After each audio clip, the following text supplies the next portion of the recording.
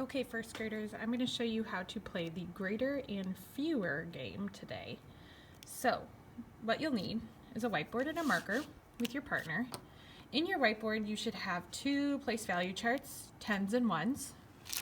And then you'll need some dice. So this set has red dice and green dice, but there might also be some dice like this in your set, which is perfectly fine. So you and your partner are going to take turns rolling the dice. So let's say I'll take red and then my partner will take green, or you'll just need two different dice. So then you take your colors and you roll it. So I got 3 tens, 0 ones, and then my partner would have gotten 4 tens and 5 ones. See that? The next thing I'm going to do is me and my partner are going to draw it. So I draw my number 3 tens, 0 ones, and my partner draws 4 tens and 5 ones.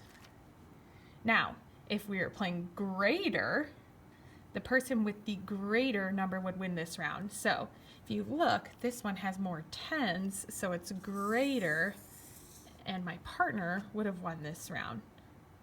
But if we were playing fewer, then I would have won because I have fewer or less. So let's start by just playing greater for this round. So you're going to need to erase your board. Okay.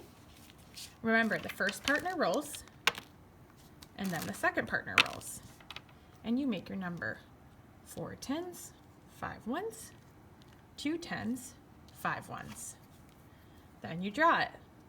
4 tens and 5 ones and 2 tens and 5 ones. Since we're playing greater, the person with the greater or bigger amount would be the winner that round. That's because we were playing greater. We're looking for the person with the bigger amount.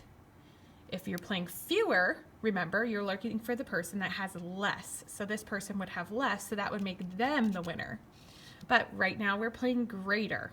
We can always switch if we would like to play fewer as well. You can choose if you'd like to keep track of points. So maybe you might put your partner's first initial here, like if it's D, and then maybe like S. Well, maybe that D won 1 round and S won 2.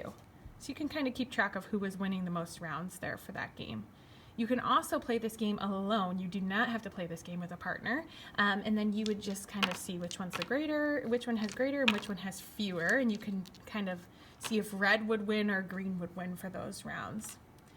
You might also find that you have some cards in here, okay? These cards are the greater than, less than, and equal to cards. So after you've figured out who's greater and who has fewer, you can look at these symbols like this. Okay, this is the bottom actually because it has the little squiggly line.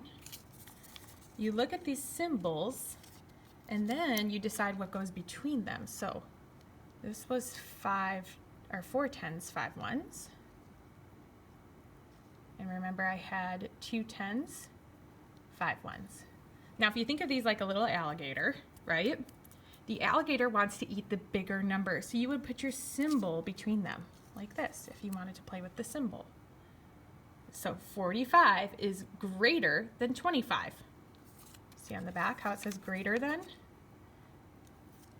You may also, if it was like this, have the alligator facing this way. So make sure you grab the right one. You see how that's the bottom of him? 25 is less than 45. But for now, first grade, I want you to focus on playing greater and fewer and finding the numbers that's greater and the number that's fewer. When you're finished and the round's over, make sure that you put everything back in your bag so that it's safe and sound for the next time. Thanks, guys. Have fun. Bye.